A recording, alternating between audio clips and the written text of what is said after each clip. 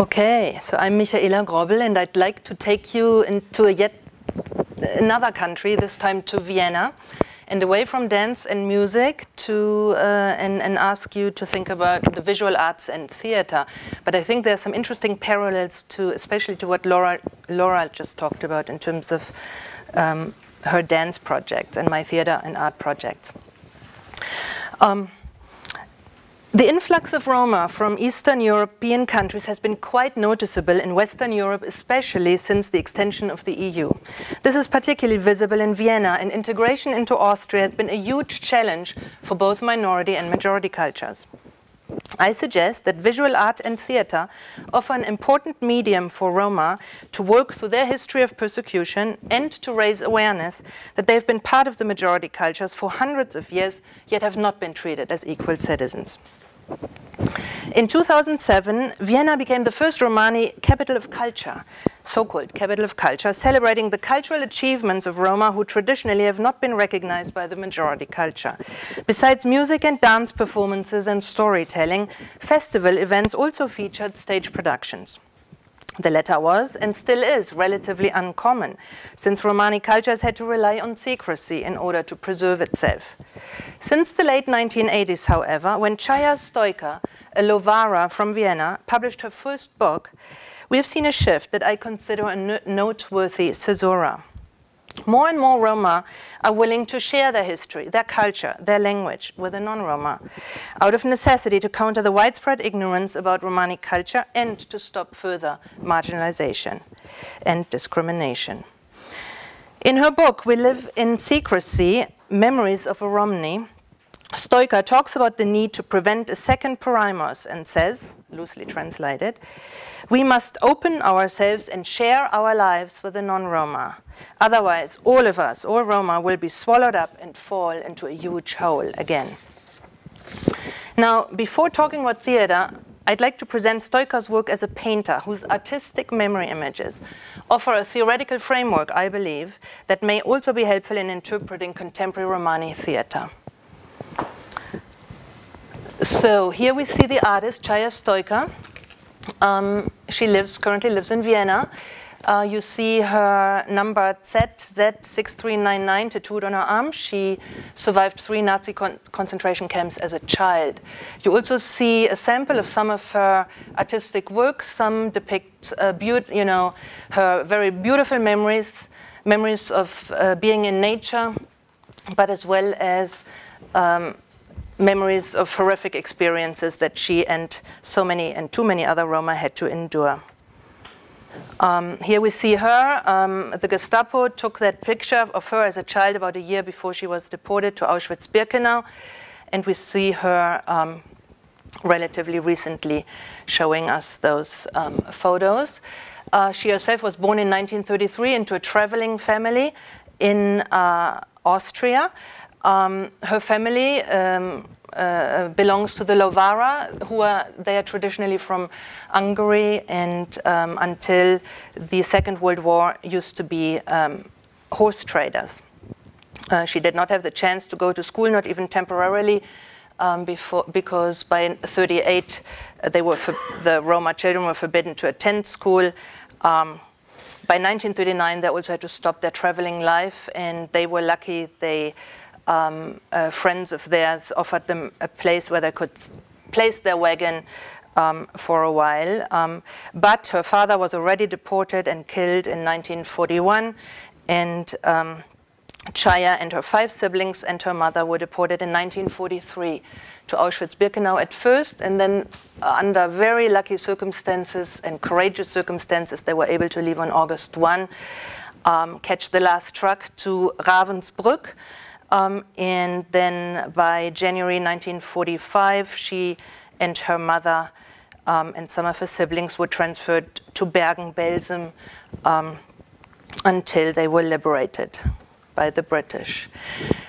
Just some samples of her work. Here, a memory image of Roma waiting in line for some food shortly after relatively shortly after arrival in Auschwitz-Birkenau.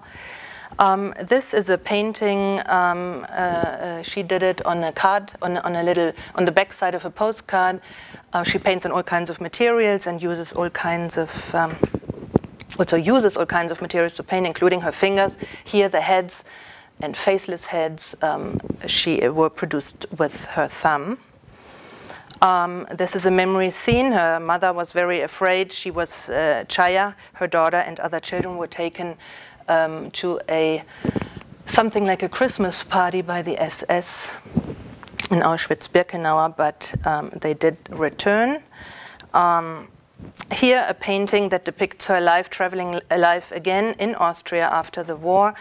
Only for a few months they were able to live for the very first time in an apartment, but once the owner returned, they had to move back into their wagon. And until the 60s, she and some of her family members were selling things such as carpets and fabric door to door, as well as at markets. Here she is painting in her kitchen. We also see her first book, We Live in Secrecy. She wrote 3 other books after that with the help of a journalist. She has a CD, and there are also 2 great films about her life, as well as 2 catalogs, one in German and one in Czech. In 2009, my colleague Laura French at Pacific University in Oregon and I organized a traveling exhibit in the United States, had about 70 pieces of her art. This is at my university, just north of here, at Sonoma State University, but the art was also shown in Oregon as well as in Vermont. And since it really moved so many people who saw the exhibit, we decided to do a book now, a catalog, which will tell her life as well as the life of her people through her artwork. And it's very important to me that it not only appears in English, German and English, there's nothing about her in English at this point, but also in Romani. And in fact, I just returned from Austria. I spent several months working with Ceija Stojka on this book. And we have a lot of her commentaries about the art. All of the art all of the paintings are basically memory images. Examples. This one is called Dying Children, and the mothers have to watch. Sunflower painting, other nature paintings that come from her positive experience.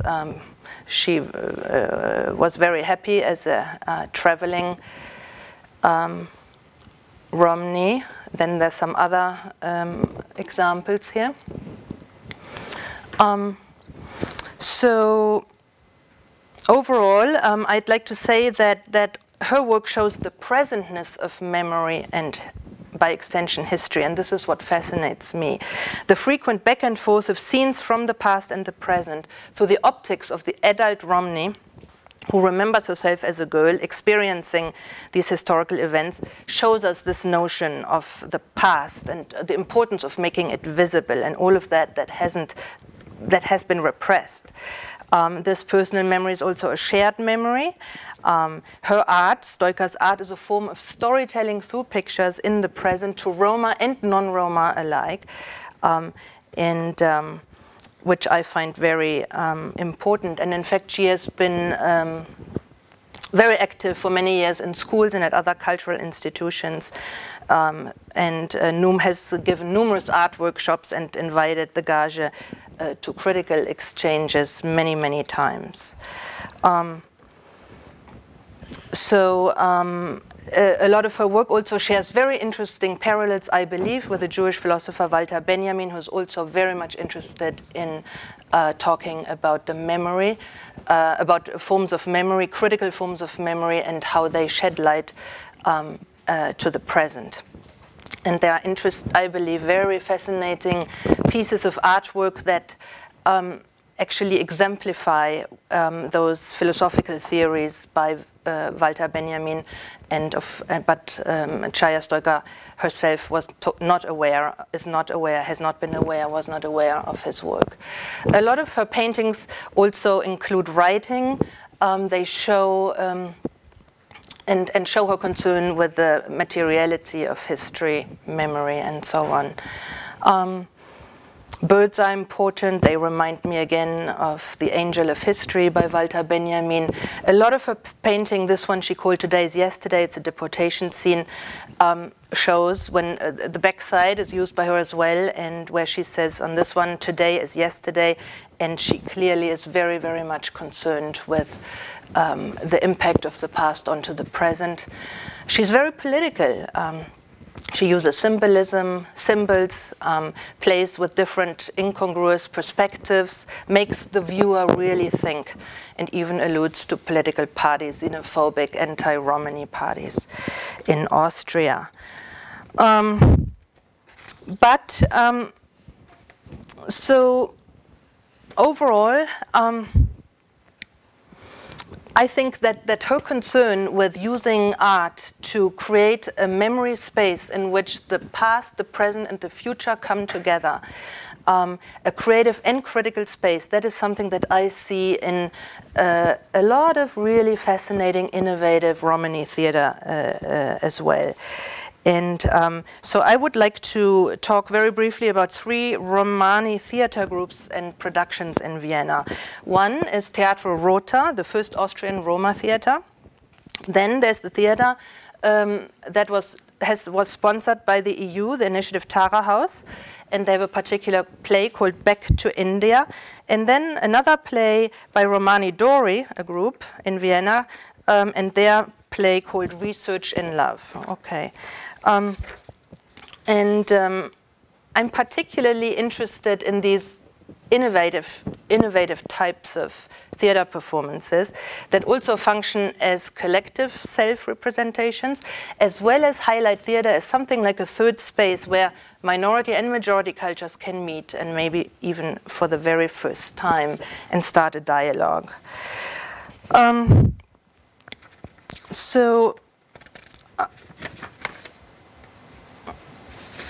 I'm actually just, since I don't want to go over time, just kind of try to just mention that a lot of theater that I've seen, and just recently had the privilege to see that in Vienna and in other places,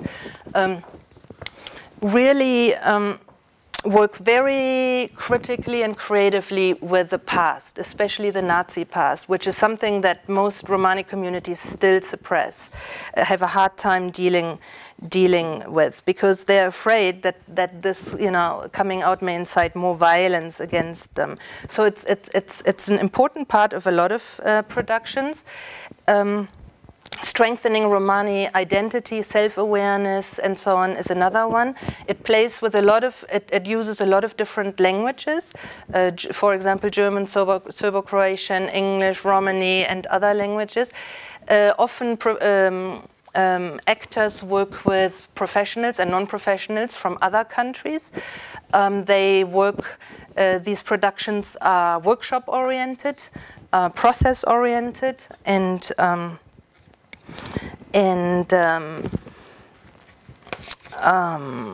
also interesting to me is that all kinds of venues are being used, and so that the Gage, the non-Roma, are intentionally invited to come to these performances.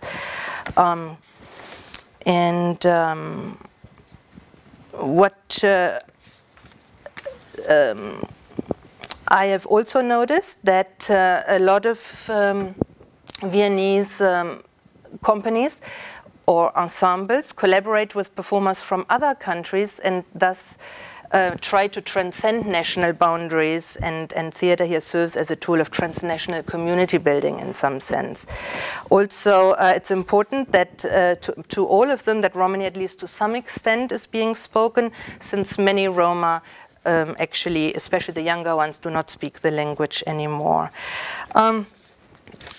Interesting effects, I talked about that earlier, really this play about representation. A lot of ghosting takes place, elements from the past appear on stage through innovative forms of video screening and citing literature and poetry and other forms of memory enactments.